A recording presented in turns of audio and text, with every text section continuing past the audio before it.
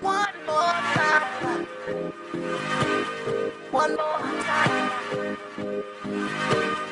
One more time.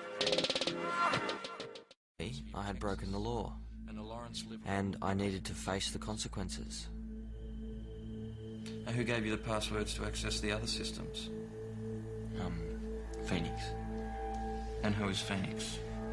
I don't know his real name.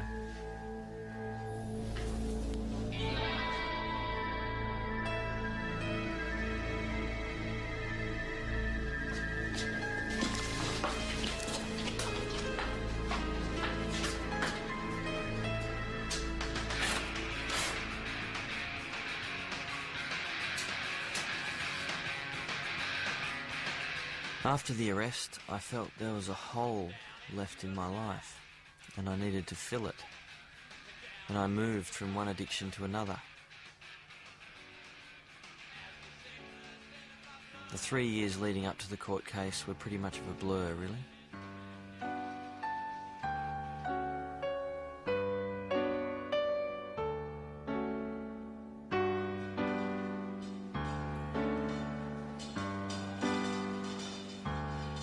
During this time, my father's condition deteriorated dramatically until he was finally admitted to hospital.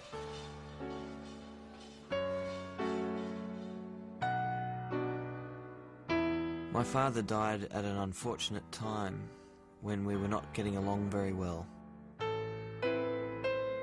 One of my regrets from that time is that I didn't reach a point where we were getting along well as adults.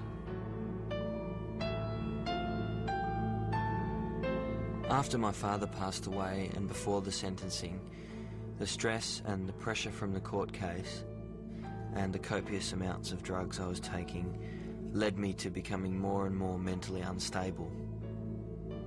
And it eventually culminated in a complete breakdown, which required hospitalisation.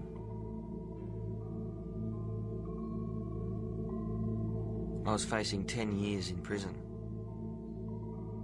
It was probably touch and go as to whether I was going to come out of things at the other end. After a month of intensive treatment, I was able to return home. Though not fully recovered, I had to prepare myself for the upcoming court case. Because mine was the first computer crime case to be tried, I was worried about how severe the sentence might be. I was also concerned that they would want to send a strong message out to other hackers.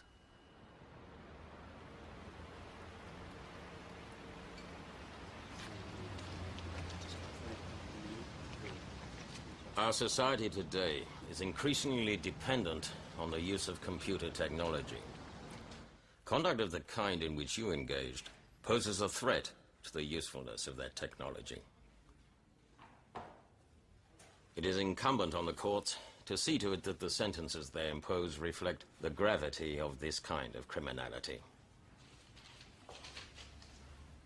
On each of counts 12, 13, and 14, you are convicted and are sentenced to terms of imprisonment of 6 months each, to be concurrent.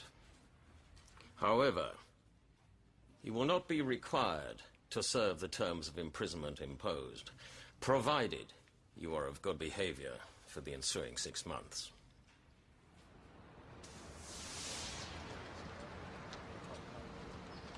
Your conduct revealed arrogance on your part, open defiance, and an intention to beat the system.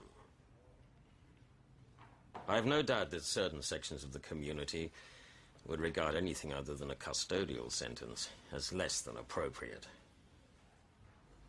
But, after much reflection, I've concluded that an immediate term of imprisonment is unnecessary. There is traditionally always a conflict between law enforcement people that would say, oh, in this case I put in 3 years, all this work, and they got this sentence. It's not fair, it's not right. I would have personally thought, well, maybe they should have got more severe penalty. In 1998, 5 years after the sentencing, Ken Day and 2 other agents walked out of the AFP and into computer security jobs in the private sector. After 10 years of frustration, I had to leave. Computer crime in the AFP was a group of people in the corner of the building, shut the door, leave them alone. They really don't have much of a computer crime capability anymore. I think the fact that nobody's looking at the hacker community is a huge mistake, because I think it's a gaping hole. You know, we're looking at things like nuclear reactors. We're looking at things like the critical infrastructure, water supply. There's another critical infrastructure. It's called computer networks. When I was arrested, I felt that law enforcement would be able to pretty much squash the computer hacking underground.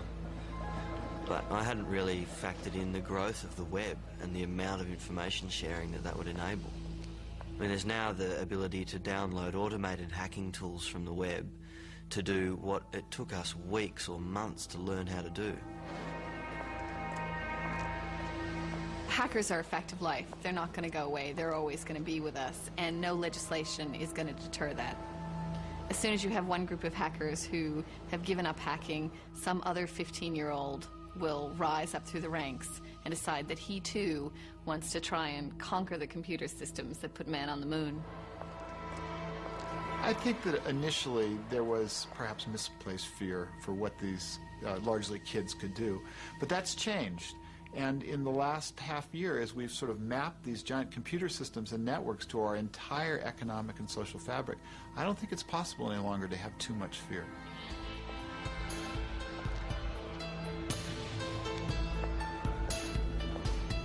The amount of detail I share with current acquaintances and even friends about my past life is limited. I mean, there's situations where I outright lie about certain aspects of my past. How I would like to be remembered is very different from how Electron as a computer hacker will be remembered.